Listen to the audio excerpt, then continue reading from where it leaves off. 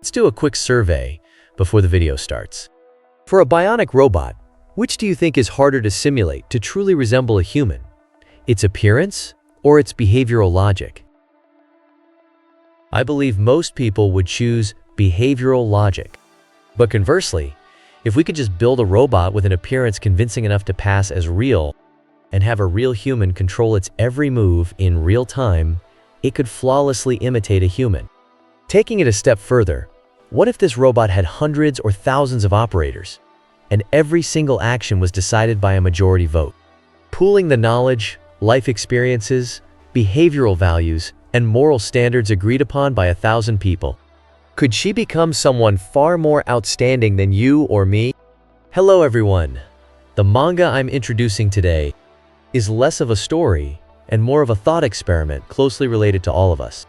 It is a niche dystopian manga created by Motoro Mase, Demokratia. As for the title, compared to Demokratia, I personally prefer to call it Network Democracy. One day, a strange icon suddenly appears on your computer desktop. It's not an online game or a dating app, but a program that lets you remotely control a bionic robot along with 2,999 other strangers. Specifically, whenever the robot needs to take action, the system asks the online players among the 3,000 to submit proposals and automatically categorizes identical or similar submissions. It then filters out the 3 most repeated majority proposals, along with 2 completely unique minority proposals. Afterward, everyone votes on these 5 options to determine the final result. For example, suppose the robot is lying on a workbench, and all players need to decide her next move. Once everyone freely types their proposals and the system merges similar ones, the top 3 repeated are 1. Sit up, 2. Move your head, 3. Get down and walk a few steps. And the fastest 2 completely unique minority proposals are, what does this mean? I don't get the rules yet, and my keyboard is dirty, let me wipe it. Everyone then has to vote once more on these 5 options to finalize the robot's action. The final winner with the most votes is 1. Sit up. Thus, the mechanical girl asleep in the lab slowly sits up, completing the very first action since her birth. I know some people must be thinking, this voting process is way too tedious, right? If you encounter slow typists, it would take forever just to make one move. Like I said earlier, this is a thought experiment. Let's just assume everyone's operations can be completed instantaneously. As for why they specifically include 2 minority proposals as backups every time, that's because the developers believe we shouldn't ignore unconventional inspiration before making a decision. So, over the following period, this robot girl named Mai remained active within the lab, which also helped the players familiarize themselves with the controls. Of course, besides Mai, the lab also housed her 2 developers. Meizawa, in charge of software development, was a promising youth living off patent royalties from this voting system years ago. At a reception, he met Mr. Ikuma, an expert in bionic engineering. The 2 hit it off instantly and decided to apply this multiplayer voting system to android development. Their ultimate goal is to create the perfect android that gathers all of humanity's wisdom, experience, and moral concepts. And Mai is the prototype resulting from their years of secret research. The reason it's secret is not just because of social and ethical considerations, but also because Meizawa's voting system is still under an exclusive licensing period with a company. Therefore, Mai's existence cannot be made public yet. To ensure this, they not only heavily scrambled the audiovisual information participants received through Mai, but also implanted a virus. If a participant hasn't voted in 24 hours, hasn't had a proposal accepted in 72 hours, or hasn't opened the software for over a week, the program on their PC will automatically self-destruct. Whenever there are vacancies among the 3,000 players, new members are recruited. This dynamic management ensures the members' enthusiasm and sense of belonging in raising Mai. If you think these rules are rigorous, please type detailed in the comment section. Finally, a month later, this robot girl, remotely controlled in real time by the democratic votes of 3,000 people, embarked on her first trip outside. A user named Rocketman is a high school senior preparing for exams. But rather than getting into a top university, his true dream is to become a carpenter, restoring ancient architecture. However, this unconventional life plan is doomed to be misunderstood by his parents, who have high expectations for him. Recently, Rocketman has found a new interest: raising the robot girl, Mai. Turning on his computer, today is the day Mai goes out shopping. Passersby and streetscapes are heavily pixelated, making it impossible for him to know where Mai actually is. But obviously, this doesn't dampen the players' eager excitement. Suddenly, a pedestrian in front of Mai drops an item. The players immediately vote to make Mai speak up and alert the owner. Unfortunately, the person doesn't seem to hear her. Picking up the package, weighing it, and shaking it to listen to the sound, Rocketman at his computer gets a sudden flash of inspiration, and other operators also notice this eye-catching proposal. Ultimately, Rocketman's single proposal is accepted. Mai yells out loud, "Hey, you in front, you dropped your plastic model." The owner finally reacts, rushing back to thank Mai. It's a young man, not particularly blessed in the looks department. Unlike majority proposals, single minority proposals display the proposer's username. Netizens in the chat room praise Rocketman's sharpness. The owner is also amazed that Mai could recognize it was a model through the thick packaging at a glance. Actually, for Rocketman, who has been obsessed with ancient architecture and building models since childhood, this wasn't difficult at all. With continuous assists from Rocketman, Mai, despite looking like a young girl, holds a deep conversation with the hobbyist otaku. Her professional attitude makes him deeply respect her. That night, when another player named Flower Chihuahua logs on, she is surprised to find that Mai has made a friend, and they are having an animated chat in a coffee shop. At the end of it, the young man, named Say No, warmly invites Mai to rent a car and go for a drive another day. Besides models, he's also very interested in cars. Although she didn't know the context, memories flashing through Flower Chihuahua's mind prompt her to directly input, "Please allow me to refuse." But Mai's actual response is, "I'd love to." It couldn't be helped. This was, after all, a democratic vote by 3,000 people. Perhaps because it's the first time a beautiful girl is willing to go on a date with him, Seino acts extremely excited. He even sighs in relief, saying he finally won't have to trauma dump on the forums anymore. After the two part ways, curious players control Mai to use the clues Seino dropped, to search online and figure out what he meant by trauma dumping on the forums. They discover Sefno had started a thread on an online community called Straight Talk. It's filled with his dissatisfaction with work, complaints about life, hatred towards normies, and extremist views on society. The players behind the screen, with various identities and backgrounds, all feel a sense of déjà vu reading between the lines. A few days later, Mai goes for the drive with Seino as promised. Although Flower Chihuahua opposed the date, she couldn't help but care about how things developed. As she watches the scenery pass by through the screen, witnessing their relaxed and natural interactions along the way, the corners of her mouth finally begin to curl up. Seino rarely opens up, but he starts talking about his childhood. Loving cars since he was a kid, he actually just wanted to be an ordinary auto mechanic.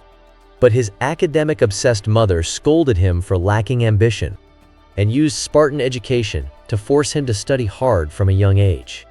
But being forced to do something you neither love nor excel at naturally doesn't lead to good results. His mother's control and scolding didn't make Seino successful. Instead, it became the source of his failure and inferiority complex. Hearing this, Rocketman, who was also torn between academics and his own ideals behind his screen, couldn't help but fall deep into thought. Meanwhile, another player, Mr. Hidemaru, missed Mai's itinerary for the day. Perhaps seeing Seino's immature workplace complaints a few days prior reminded him of his own subordinate who was faking illness to stay home.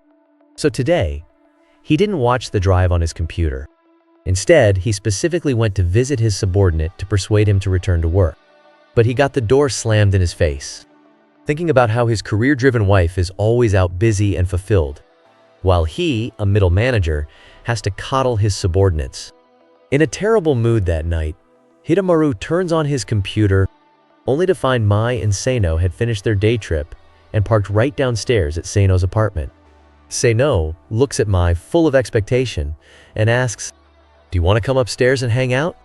Not just Hidemaru, but this sudden invitation catches everyone off guard. They immediately vote to decline politely. "I think I'll pass for today." Seino picks up the underlying rejection. "Whatever. I'm ugly and poor anyway, you obviously look down on me." Mai offers a polite consolation. "I didn't mean it like that." Seeing a glimmer of hope, Seino leans in again and resorts to guilt tripping. "I knew it. Our Mai isn't the type of girl to judge a book by its cover. Not like those pieces of trash who only say pretty words." On the screen, the number indicating the distance between the two shrinks rapidly. Seino's lips are already approaching the girl's face. This time, almost instantaneously, everyone behind the screens finalizes the vote. They select the single proposal submitted by Mr. Hidemaru. "You're disgusting." After ending on a sour note, the players control Mai to take a cab home, while heatedly discussing in the chat room how to patch in some women's self-defense techniques for her. It seems everyone really cares for this robot girl. Although her first experience making friends wasn't pleasant, both developers believe that Mai, who is hitting her stride, will surely integrate well into society soon. On the other hand, Seino, whose advances were rejected, is not quite as open-minded. He immediately goes to his negativity-filled thread and updates it with today's encounter, smearing Mai as a gold digger who tried to seduce him. Too bad nobody believes him at all. Actually, for these kinds of attention-seeking pity posts, once the initial novelty wears off, not many people are willing to stick around for updates. Not to mention, Seino's fabricated stories are obviously fake. But having accomplished nothing in real life, he is exceptionally addicted to the feeling of being noticed online. So he wants to salvage his popularity no matter what. Just then, the factory floor manager kindly delivers some inspiration. "Freaking slacking off on your phone every day. Once your contract is up at the end of the month, don't bother coming to work." That night, Seino posts a new pity thread. Scammed of his feelings and lost his job. Indeed, this world is full of garbage people who just don't understand him. Maybe the only way he can be happy is to end it all. But before that, he'll drag a few others down with him. Let's make it this Saturday. Rent a car, take a knife, go to a busy intersection, and make sure it's the final curtain call for all those normies. Sadly, this thread, reading like a crime manifesto, sinks instantly. The only one who sees it is Mai, quietly watching the screen. Of course, strictly speaking, it's the 3,000 players behind her. Including the two developers, most players think this is just another trick of Seino's to grab attention. But some believe Seino truly has antisocial tendencies, and they should call the police just in case. At this point, Hidemaru speaks up, saying he has seen plenty of young people in the workplace like Seino, immature thinkers, who only know how to complain when things go wrong. Calling him antisocial is a bit extreme, but he does need some guidance to grow and correct his ways. However, this advice from an experienced professional is met with mockery from other netizens. "You were the one who called him disgusting last time. Spouting pretty words now because you feel guilty?" If you ask me, Seino probably snapped because of your insult. They even lay blame on Rocket Man, who first chatted with Seino about models. It's your fault for giving a loser too much hope. Flower Chihuahua really can't stand to watch this anymore. Regardless of who proposed it, those decisions were made by a group vote. How can you shift the blame onto individuals when something goes wrong? Her suggestion is to go meet Seino again in person, to confirm face-to-face if he is dangerous.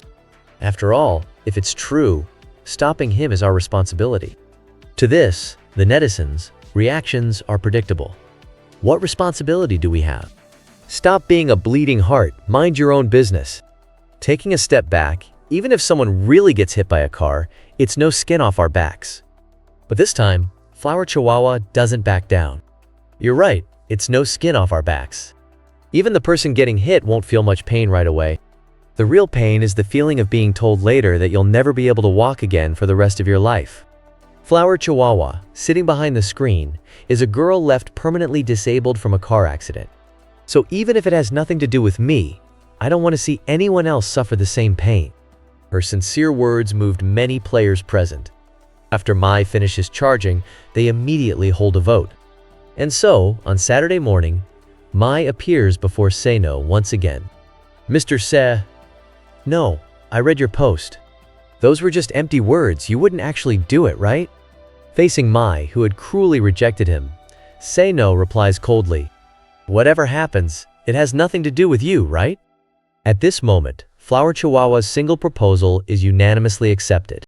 It does, because we are friends. This unexpected answer leaves Seno stunned in place. Tears begin to well up in his eyes, and then he forces a smile, saying, "Of course it was just stupid talk to bait clicks. Sorry to make you worry. Actually, I just lost my job. I was planning to drive back to my hometown today. But since I ran into you, Miss Mai, why don't you join me for a drive to clear my head?" Just as Mai is about to answer, the voices of two unfamiliar men come from behind. "You're Mr. Seno, right? We're the police. We've received a report about you posting a crime manifesto online. Please come with us to the station." Obviously, some player behind Mai refused to accept the voting result and privately chose to call the police.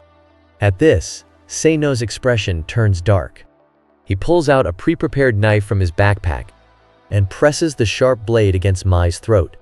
It seems his crime manifesto wasn't just talk after all. Actually, while reading the manga, I always had a question. Why couldn't the collective wisdom of 3,000 people make a decision that I consider wise?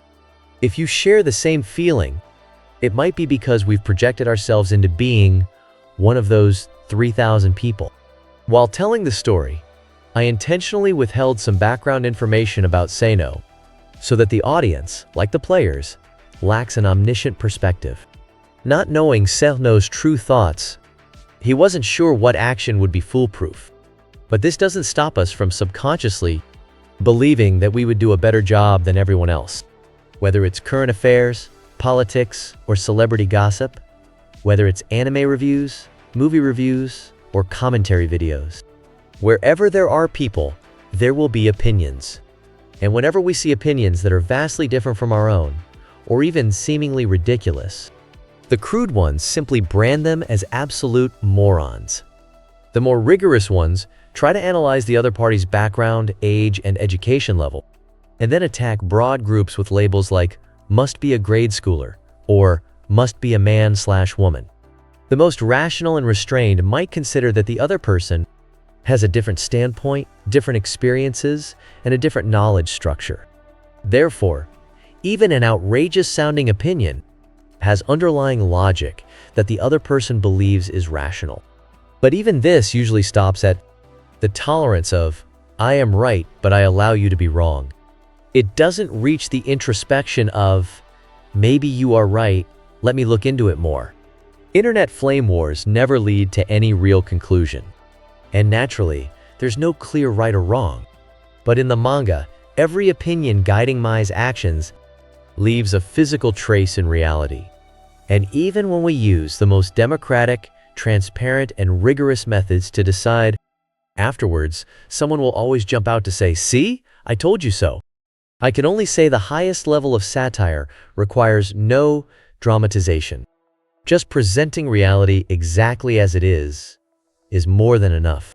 So that covers the content of the first volume of the manga.